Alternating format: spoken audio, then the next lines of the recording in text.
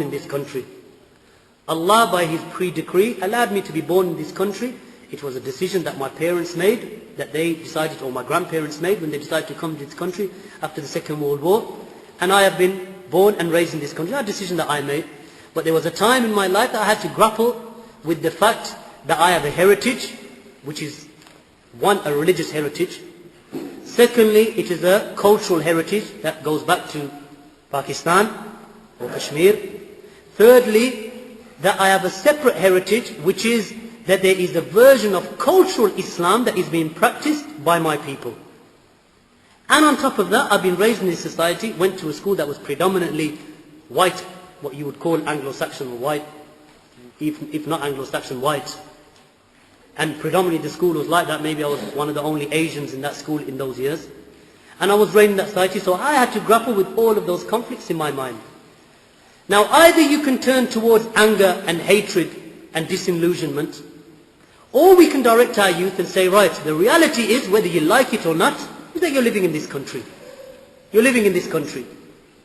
And you have an identity. Living in this country does not necessitate that you give up your religion, number one. Secondly, it doesn't mean that you have to give up your genealogy, nor those things that you have picked up from your parents. That which is good and in accordance with Islam and doesn't oppose Islam. Thirdly, it doesn't oppose you going out and benefiting and seeking more knowledge of your religion so that you understand that we are living in a society where my religion is going to come in more use to me than maybe my cultural background. Because your cultural background was really with your parents. And even if you speak to, like if I was to speak to my mother and father, when they start speaking about back home, they're not speaking about back home today. They're speaking about back home what they remember, 1947, as my grandfather does, or 1957, as my father does.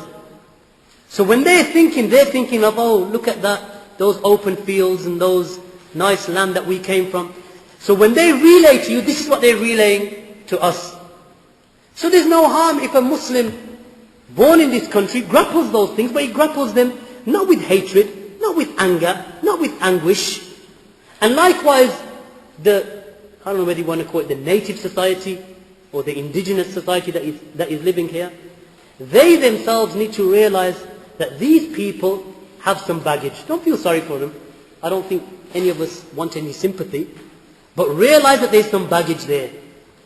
They have cultural conflicts to deal with, parental conflicts to deal with, religious conflicts to deal with, cultural religious conflicts to deal with, sectarianism within Islam to deal with, because Islam does have its sects, 72 of them, 73 in fact, in accordance with the statement of the Messenger of Allah, تَفْتَرِكُ هَذِهِ الْأُمَّةِ عَلَى 73 فِرْقَةٍ, that this religion of Islam will split up into 73 sects. All of them will taste the hellfire, except for one. And that is which I and my disciples are upon today. They have to deal with all of this.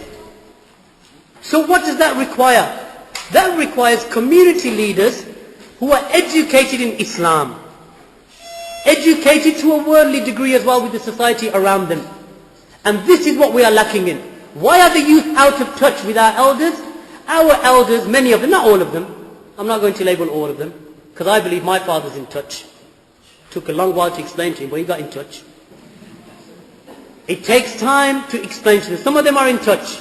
But many of our community leaders aren't in touch, because when they go into those mosques, they're not speaking to the Pakistanis that are selling drugs on the corner.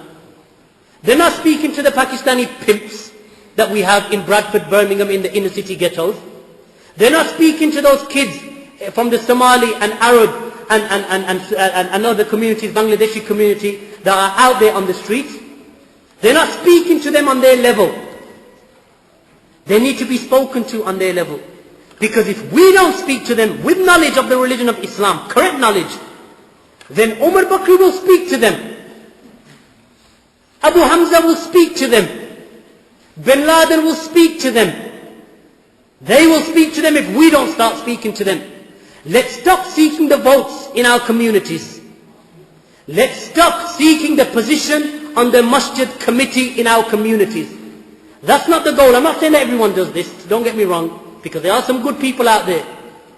But this is what we see predominantly in Birmingham. This is what I see. And I've been living in Birmingham for near on 36 years.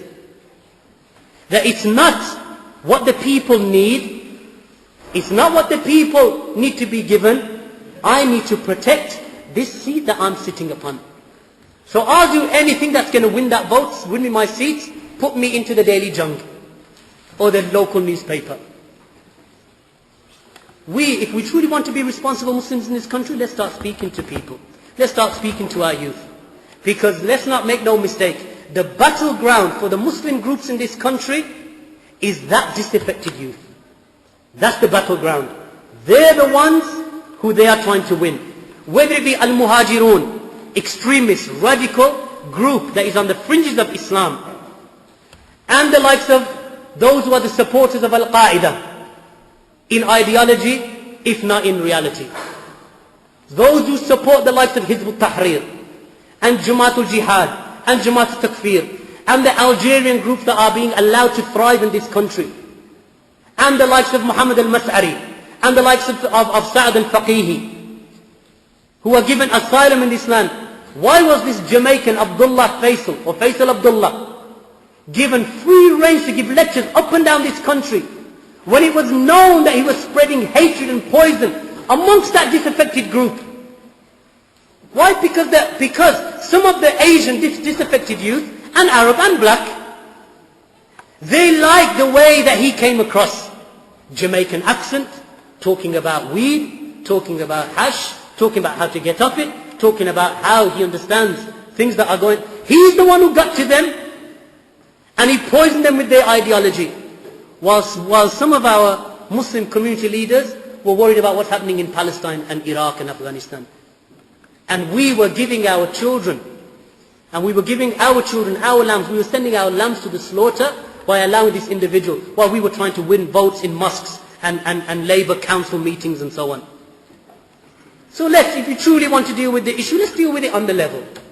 Let's go out and speak to these youth on their level so they understand. And let those who speak to them, people, number one, have knowledge of Islam and the Sharia and the Prophet and his disciples. Knowledge of that which is permissible and impermissible. Knowledge of the history of these types of ideologies. Knowledge. And secondly, which is not going to be a problem in having, that you have something, by way of something that connects you to them. Either you have a similar background that you came from, or that you have read about them, that you can show them that you care about them. Show some mercy to them. Invite them, talk to them. Just because they sell crack on the corner doesn't mean they don't have a heart. Just because they're disaffected. Or even if they're studying at university. How many universities have I been to? And the likes of Umar Bakri is giving lectures at universities to academics and intellectuals who spend 4 years studying economics and sociology and medicine, 7 years studying medicine, but they won't give a year out to go and study their religion. So he comes, empties their brain of any sense, and fills it with the garbage that he fills it with. So yes, the question is a good question, but the answer is a long, lengthy answer that takes us, that means that we have to go down to their level. Not that we have to go out and sell drugs, of course. Go down to their level in the sense, let's go out and talk to them. Let's speak to them. Let's guide them.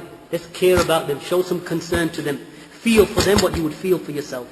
Feel for them what you would feel for your own children. Feel for them what you would feel truly on a level. And I'm not just speaking from an emotive point of view. I truly feel like this. And I believe that every person in this society should feel like this. And then maybe some of these acts could have been averted. And Allah knows best. I wonder how optimistic you feel. I come from a Christian background, but from what I understand we have a similar problem in that it's much easier to quote a text out of context to justify whatever you want to do, whereas you're asking for a more sophisticated approach to the Quran, or at least a slightly more complicated one, just as many Christians want to do, to try and prevent texts being taken out of context to justify violence. So I wondered how optimistic you feel that you can encourage young people especially to appreciate the Quran in a perhaps more broader context.